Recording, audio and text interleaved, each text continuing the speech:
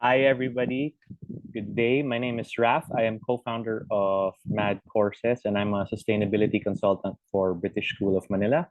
So, allow me to share with you information on the mangrove story in the Philippines, specifically in the town called Lobo, which means balloon in English, in the province called Batangas, just 3 hours south of the capital, Metro Manila. So, um, the Philippines holds about 50% of the 65 plus mangrove species in the world. We are a mega biodiverse country, one of the 17 around the world, right? And in our country, mangroves have gone down to about 48%, so just below 50. We used to have 500,000 hectares of mangrove, um, and it's now down to 240,000, right? There have been some efforts to increase it, but this is where we're at the moment, right? Around the world, um, it's pretty much the same. We have lost about 50% of the mangroves across the globe. And at this current pace of chopping mangroves and destroying them, we may lose all of them in the next 100 years if we don't change things, right? Now, you might be wondering what are the causes of the mangroves and mangrove decline, and one of them is exploitation of coastal dwellers. Right? Lumber is one of the things. Mangrove trees grow exceptionally slow, a lot slower than forest trees, probably 3 times slower, and they're not as big. But they do make good lumber in many cases, right? And so the need to build and to use wood is one of them, right? In other cases, they are converted to agriculture or to resorts, right? Or to coastal towns, right? And so we build over them. Now, if you have an aquaculture site, um, not all aquaculture sites are made equal. Some of the more, I would say, old school aquaculture sites that were former mangrove sites normally operate until about 10 years, after which the production decreases, right? And then eventually they're abandoned. That's a common story here in the Philippines. And because the aquaculture is usually a monoculture, there's a lot of waste. It's not a balanced ecosystem. And so it's a waste problem, it's pollution, right? Um, and this is a problem around the world, right? Like mangroves, which are more naturally producing balanced ecosystem type, right? Another challenge or threat to mangroves is fuel wood, right? Filipinos in the countryside rely on fuel wood for most of their cooking energy, and mangroves make great fuel wood, right? It is a actually great introduction to the energy crisis of developing nations, right?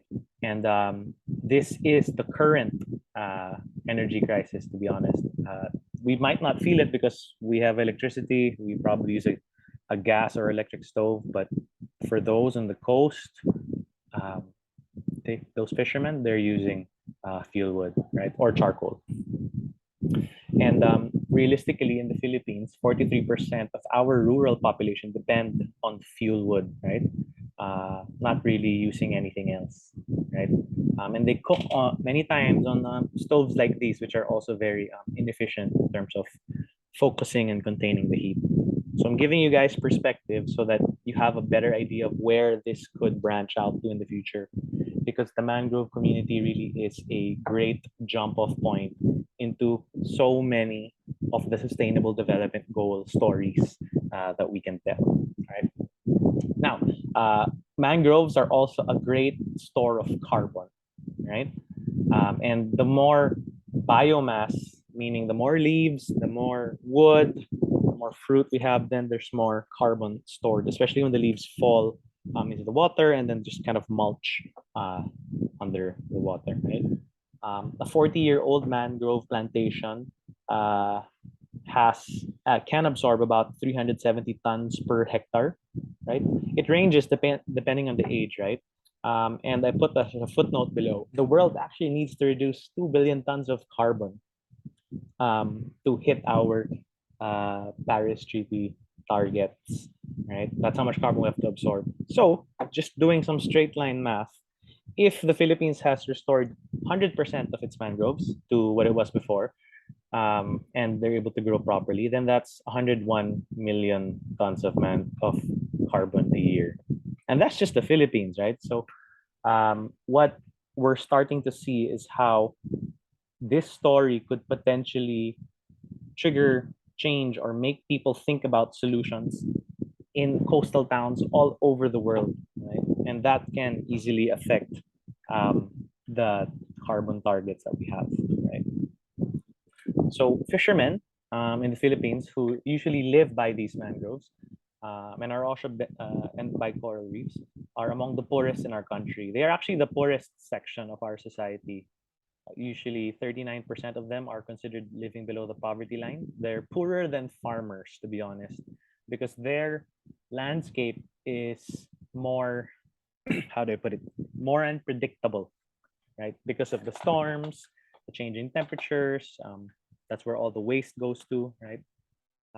So they're battling declining fish stock, increasing prices in fuel, stronger storms, a degrading coral and mangrove ecosystem.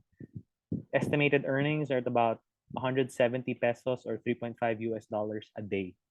So yeah, that's what they have, right? And when the mangrove goes away, so does fish stock, right? 50% of our population depends on marine habitats for food, goods, and services. And specifically, a mangrove in 1 hectare, which is 10,000 square meters, can produce 450 kilos of seafood per year. That's a conservative estimate, right? And so, again, just putting some theoretical numbers here. If we are able to restore the missing 52% of our mangroves, then we would be able to produce another 117 million kilos of seafood per year. That could potentially move the national hunger ratio in the Philippines from 19% to 0. That's how powerful the mangrove ecosystem is. And it's just one of several ecosystems that can connect to this Lobo adventure, right? I use this photo because the mangrove ecosystem feeds into the coral reef ecosystem, of which Lobo also has a fantastic story, right? And it's easiest to see the fish when you go snorkeling in the coral reefs, which are right beside the mangrove reservations, right? Now, the other thing that mangroves can do and have done for this town is they hold back sea waves and reduce wave forces through the root system, right, and through the trees by an estimated 70 to 90% of the force. That's huge, right? And here is a quick video that can show you how the mangrove actually helps.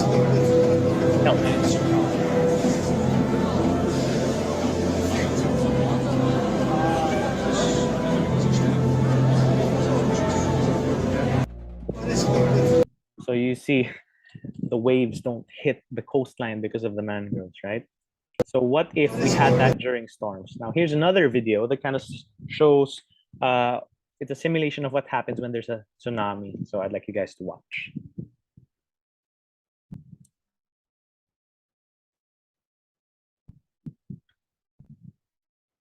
All right, so there's the coastline with some houses. When a tsunami comes, the water gets drawn back, right? And then suddenly it's gonna come in as a big wave, right? And you can see you'll still get flooding all over, but the mangroves will absorb most of the strength so that rather than the houses getting destroyed, they're just damaged or flooded, right? We get storms every year, right? And the planting of mangroves is scientifically proven to reduce storm damage. It's very prevalent in the coast of Samar, which is an island on the east coast of our country, right? Wherever there were mangroves, the coconut trees were, the coconut plantations on land were safe. Where there were no mangroves, coconut plantations were screwed. And apart from that, there's also a lot of soil erosion and everything. So again, the mangrove is an ecosystem that works with other ecosystems, coral reef and farms, right? Probably even forests.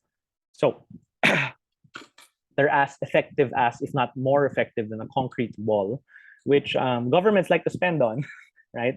But the wall doesn't produce food, nor does it absorb carbon, right? And so, yeah, it's just an amazing ecosystem that we have to think about, right? And the Philippines gets hit by 20 storms a year. Typhoon Rai, which is the most recent storm, which actually destroyed the homes of two of our staff, Sophie and Aline, right, who were living in Siargao. That typhoon cost the fishing industry alone about $58 million in terms of houses, boats, right, fishing equipment. Just that, right? I haven't even calculated how much farmland was destroyed. So you can imagine if we had a lot of mangroves along the coastline, that number could have easily been reduced by 10, 20, 30, 50%, right? Apart from all these ecosystem services, the mangroves do provide useful herbal items which can be turned into tea. These three species exist in the mangrove in Lobo and can all be turned into tea, right? Which is something that we are piloting through our travel enterprise, Mad Travel, right? So it's something that visitors actually can get to try, right? And the variety of species here is amazing, right? Amphibians, mammals, fish, crabs, mollusks, right? Reptiles, many things. And I haven't even gotten to the birds, which we still have to kind of, I guess, that identify and make a list of. So this is Google Maps view of the coastline of Lobo, Batangas. The mangrove is right here, right? And specifically, Lobo, the mangrove people here are called Batangueño. They speak with a very unique Filipino accent, right? And they are known as a hardworking, cheerful people, right? And this particular community is quite dedicated to protecting their ecosystem, right? Um, this mangrove has about 27 species. So remember, the world has 65. There are 27 right here, right? It's also a kayak-ready river, right? And so here's the mangrove in that yellow box, right? It leads to a white sand beach coastline, and we're trying to restore it in partnership with the community, right? Some stories from the interviews we've conducted already with the households is in the past, prior to the mangrove being fixed up, they did experience floods up to neck high or chest high, right? But the mangroves, after being reinforced, have actually helped in reducing the floods to knee or thigh high. Yeah, right. This mangrove this mangrove ecotourism site actually started when one of the local deputies of the town, we call him a barangay captain, wanted to clean the area because it used to be a dump site of people's trash. Not formally, just people inform, oh, there's a body of water, chuck their trash here. And he was an architect who had returned from abroad, and while he was abroad, he was designing um, different gardens and structures which had plants decorating. And he said, "Oh, if we do this abroad, why don't we do it here?" Right. So he drew a bamboo walkway through the mangrove. The drawing found its way to the mayor, and the mayor funded this bamboo bridge, which was the start of their mangrove restoration and protection project. So today, the mangrove program actually provides livelihood to about 10 families, right? Directly, but the entire barangay of a few hundred families fishes in this mangrove, so they get food for free. And it was especially helpful during the lockdowns when tourism wasn't available or people couldn't get jobs, right? The mangrove tourism site also protects this area from firewood harvesting, right? And they actually started fixing it up at around 2015. So some of the key partners here is, of course, the mangrove community. In the picture is a lady named Tita Cordia, right? The local government is also very active. And then renewable energy company in the Philippines called First Gen, and then of course Matt. So target is to restore 17 hectares of the mangroves in 2 years because it's very doable. We estimate just about 7,000 more mangroves left. And then this can be expanded to 33 hectares, right? And hopefully it can expand across the town and replicated in the province, right? Oops, forget that, right? Lobo is currently the best fishing spot in its own province, right? It has the best seaside and coastal protection initiatives. It's got the best mangroves in the province, and they keep winning awards. In fact, just as an anecdote, the awards body asked them not to join anymore because they knew that they would win, give the other towns a chance to win, right?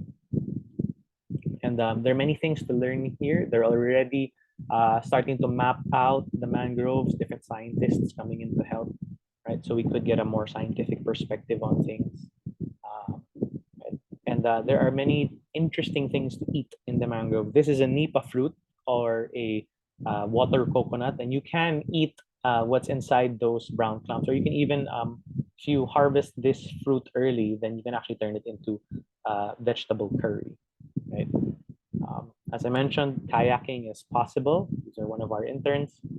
And it's nice to take a stroll along this beach. Very, very beautiful, right? And crabs galore all over.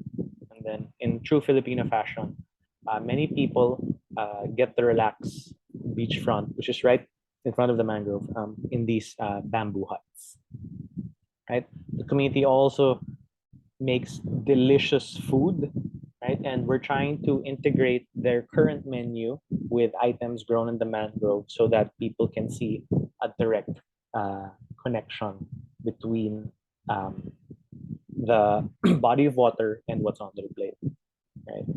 So anyway, here are just some resources. I'll send you these slides. And thank you for your time. That's all I have for now. We will send you another briefing document and video once we are able to itemize and sort out the specific stories of the different community members, because we do have very interesting community members coming in.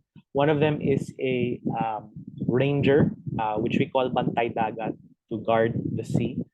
So he has had experiences of really, really hostile experiences of having to protect the wood, or catch illegal fishermen in the area. The other one is an old lady who loves planting mangroves, right? The other is a tour guide, right? And some of them are victims of coastal storm surge, right?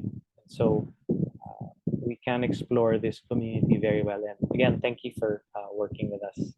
It means a lot, not just to me, not just to Matt, but also, I'm sure, to the country. Thank you.